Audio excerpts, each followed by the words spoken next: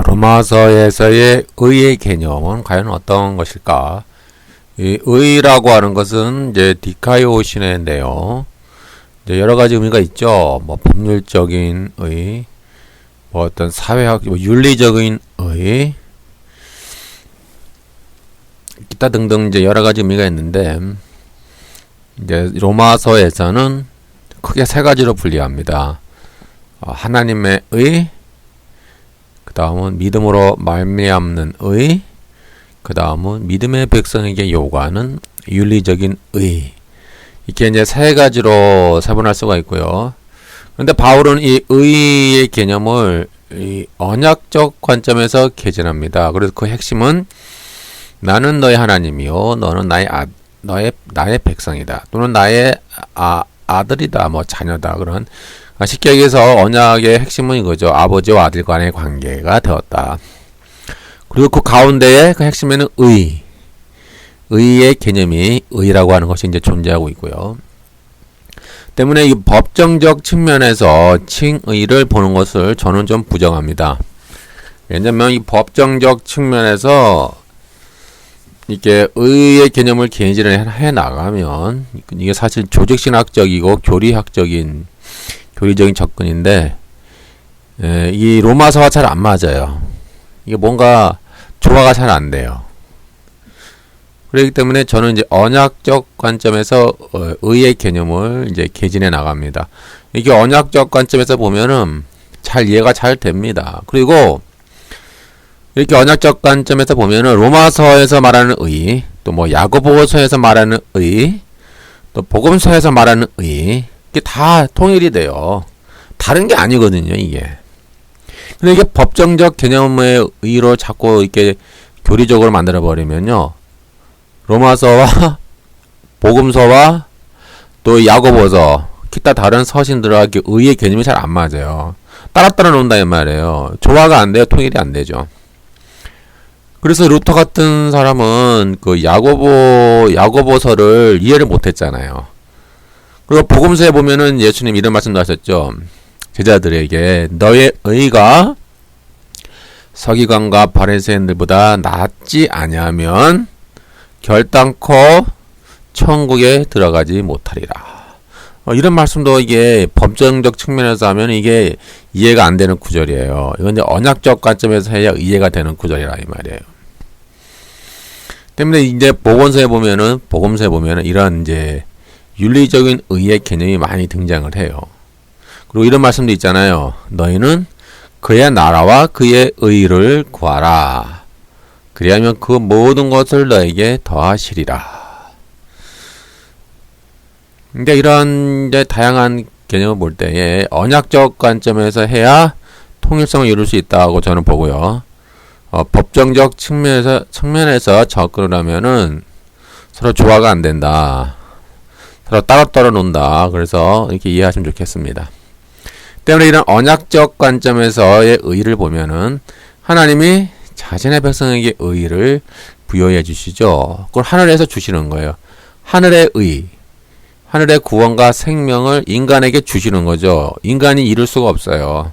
절대로 인간의 행위와 인간의 노력으로 이룰 수가 없어요. 그래서 하나님이 이처럼 의를 부여해 주시고 영원한 구원을 부어 주시는 거죠. 동시에 칭의를 얻은 백성은 하나님이 주신 그 계명이 있죠. 계명, 하나님이 주신 말씀, 또 주님의 계명, 또 주님의 그 새 언약, 그런 말씀을 지켜 우리가 언약적 의무를 충실히 감당해야 될 그런 이제 의무가 주어져요.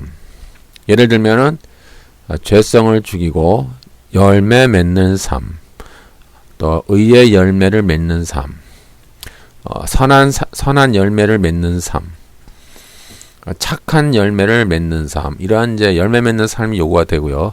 만약 우리가 이신칭의를 얻었다 할지라도 지속적으로 죄악에 거하고 죄성의 지배를 받고 우리가 불순종한다면 그래서 언약 관계를 깨트리게 됩니다. 그렇게 되면 우리가 심판으로 떨어지게 되죠.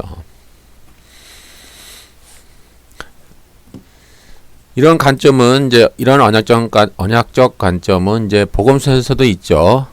나더러 주여 주여 하는 자마다 다 천국에 들어갈 것이 아니요 하늘에 계신 내 아버지의 뜻대로 하는 자라야 들어가리라. 이제 그런 개념과 이 언약적 관점으로 봐야 다 맞아요. 로마서도 마찬가지예요.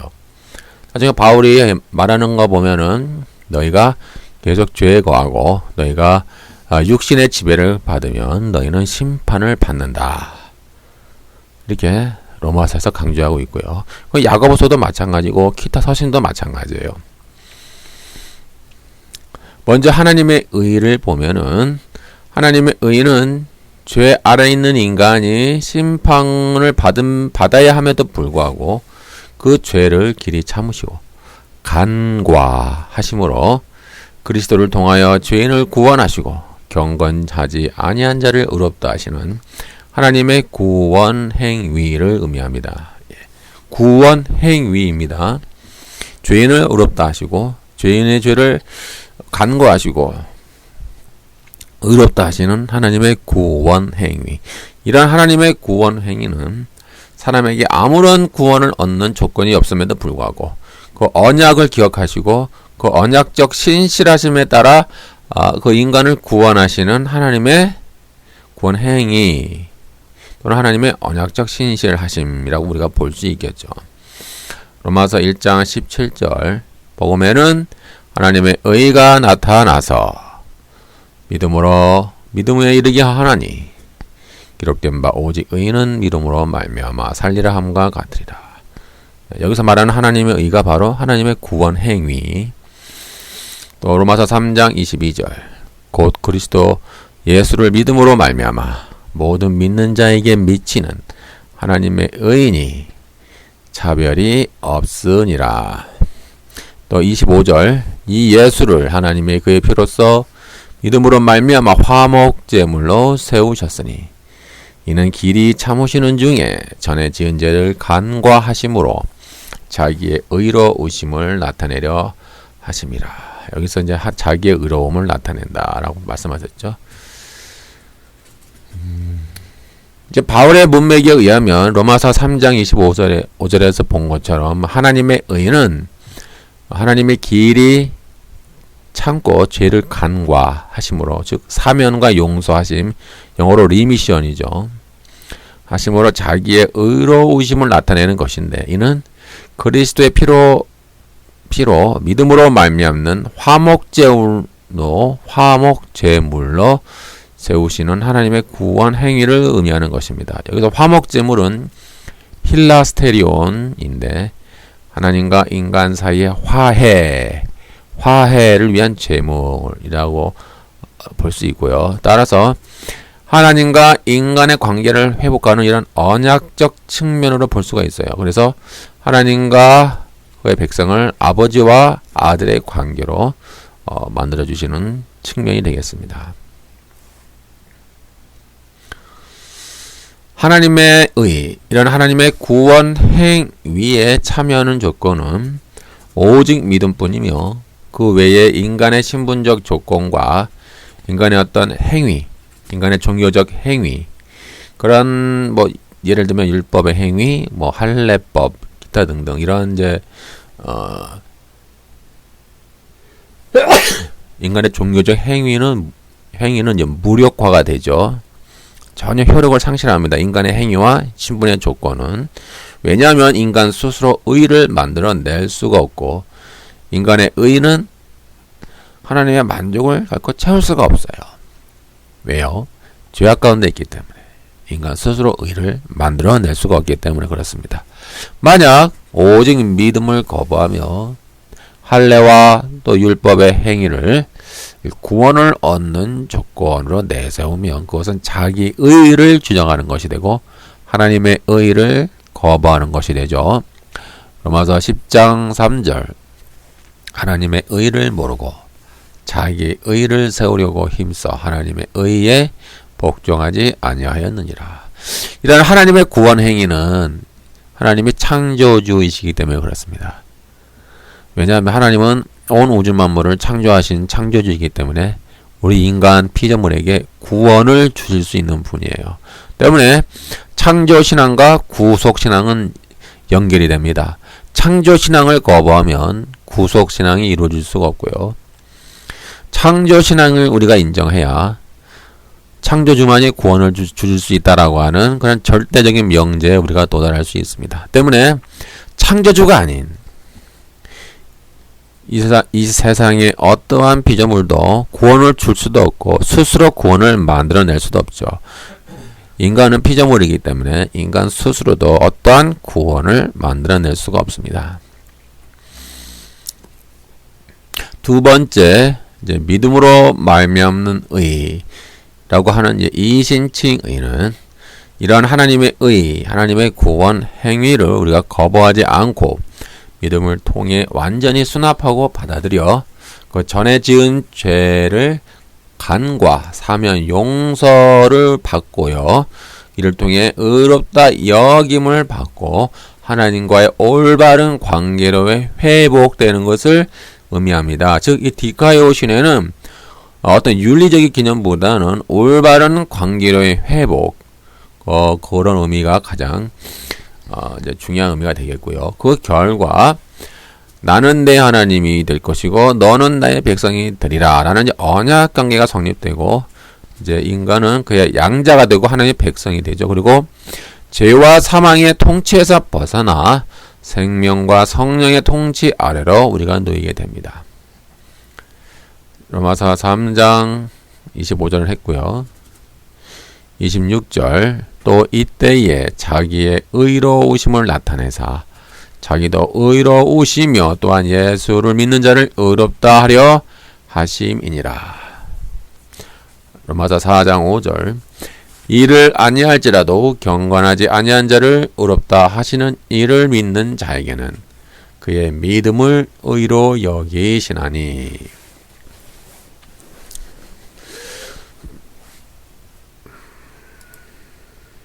이러한 이제 칭의를 얻음에 있어서 우리가 한 가지 오해해서는 안 되는 것은 우리가 죄를 용서받고 의롭다 하심을 얻었다 할지라도 우리 안에는 여전히 죄성이 있다는 것이죠. 죄성은 결코 사라지지 않습니다. 이것을 오해하면은 우리가 칭의를 얻는 순간 죄성이 사라지는 줄 알고 착각하는 경우가 있죠. 절대로 죄성은 사라지지 않고요. 이 죄성을 우리는 계속 죽여야 하는 언약적 의무를 부여받습니다.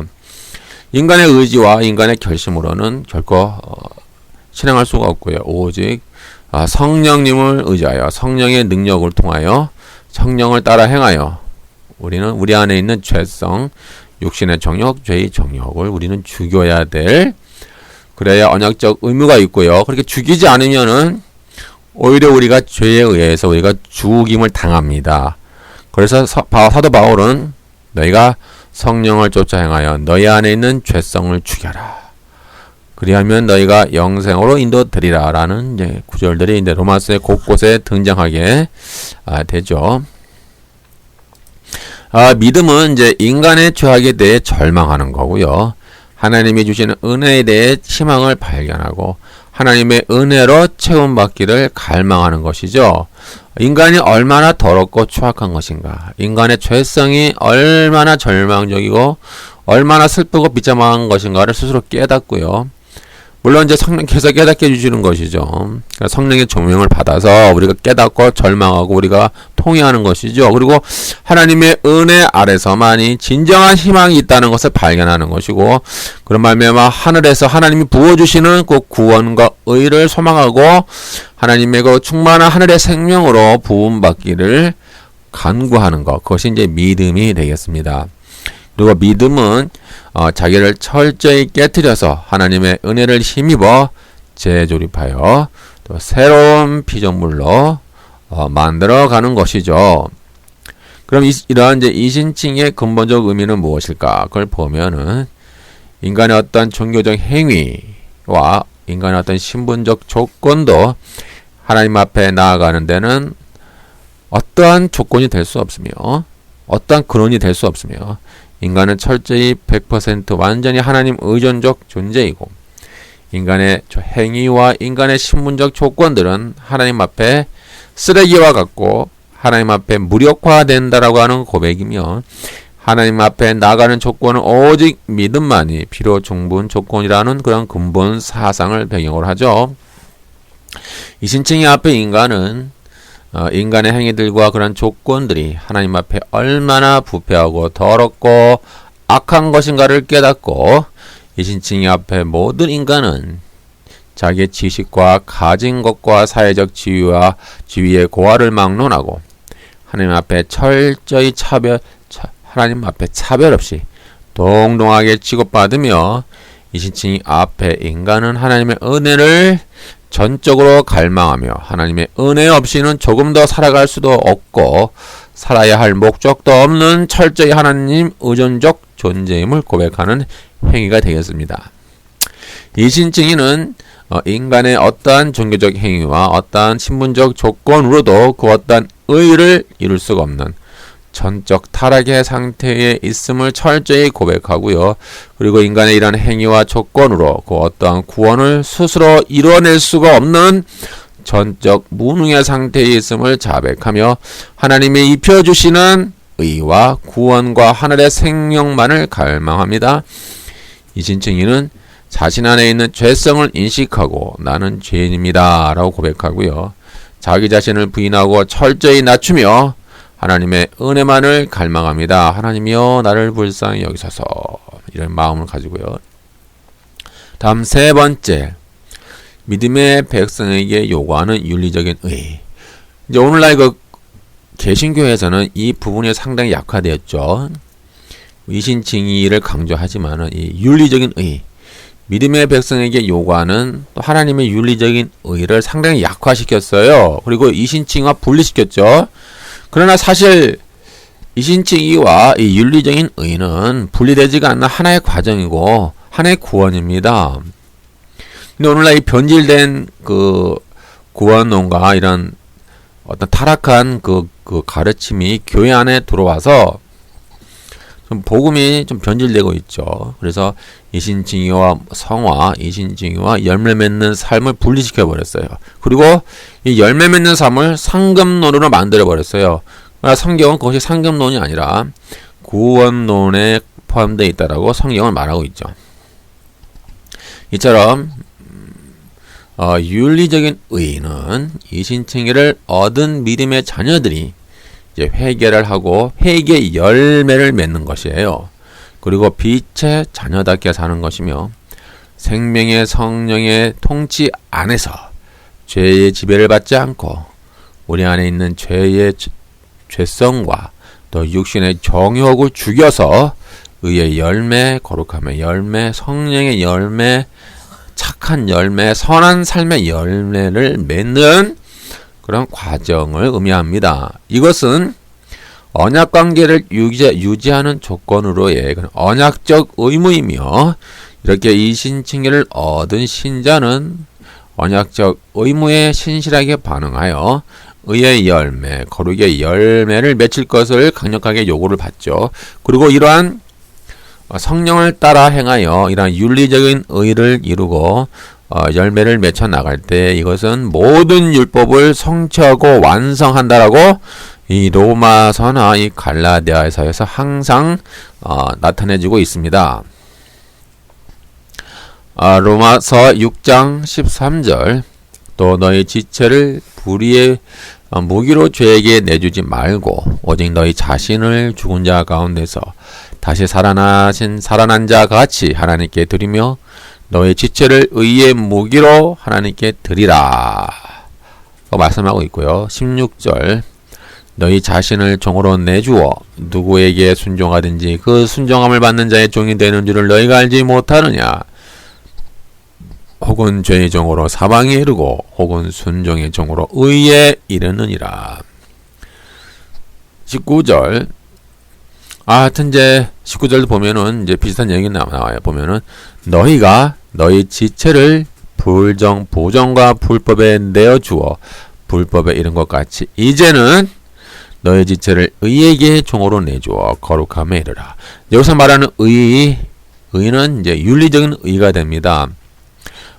이런 것은 이제 주로 윤리적인 의가 되는데 예를 들면은 아브라함도 하나님의 언약을 믿음으로 칭의를 얻었죠. 그리고 나중에 그가 연단받고 훈련받음으로 그가 이제 이삭을 낳았고, 이삭을 하나님의 말씀대로 순종해서 이제 제물로 바치려고 하죠. 철저히 순종하지 않습니까? 그때 하나님이 야고보서에 보니까는 이러한 행함을 통하여, 이러한 순종의 행위를 통하여 하나님이 아브라함을 의롭다 여겨주셨다. 결국 칭의, 의롭다 여겨주셨다라고 하는 그런 내용도 있습니다. 그러니까 이러한 윤리적인 의, 이들 성경은 다 이렇게 포괄하고 있다는 것을 우리는 오해하시면 안 되고요. 때문에 이신칭의는 죄의 정욕, 육신의 정욕을 죽이고 성령의 소욕과 성령의 능력을 쫓아 성령의 열매를 맺는 삶을 우리는 지향해서 나가야 됩니다. 따라서 이신칭의와 성령의 열매를 맺는 삶은 분리되지가 않는 하나의 구원론에 속하는 하나의 생명입니다. 그럼 오늘날 그 변질된 구원론은 이 개신교 안에 들어와서 이것을 둘을 분리시켜 놨죠. 이신칭의에서 시작한 구원은 이제 구원의 즉각성이라면, 열매 맺는 삶은 이제 구원의 점진성이라고 할 수 있겠습니다.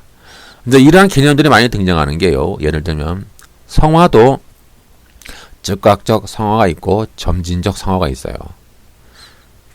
즉 우리가 칭의를 입는 순간 우리는 거룩한 백성이라고 이미 말하고 있어요. 성경은요. 너희는 거룩한 백성이다. 그러면서 또한 요구하는 것이 너희는 거룩한 하나님을 닮아 너희는 거룩하게 살아야 한다 라고 하는 이런 점진적인 또 성화를 요구하고 있죠. 칭의도 마찬가지입니다. 아까 아브라함의 예를 들어 설명한 것처럼 그 즉각적 칭의가 있는가 하면 우리가 또 점점점 우리가 하나님께 순종하며 우리가 열매를 맺혀가면서 이룰 수 있는 이런 점진적 칭의가 있다라고 하는 사실이죠. 그러니까 양쪽의 모든 개념들이 성경에 등장하고 있기 때문에 우리는 그것을 한 극단에 치우쳐서 이해하면 안 되고요. 때문에 제가 항상 아까도 처음 말씀드린 것처럼 법정적 측면으로 칭의를 이해하면은 이것이 해결이 안 돼요. 그러나 언약적 측면으로 이해를 하면요, 언약적 의무, 이런 언약적 측면에서 이해하면요, 이게 통일적으로 잘 이해가 됩니다. 때문에 우리는 이제 이신칭의를 오해해서 열매를 맺으면 좋고 안 맺으면 어쩔 수 없지.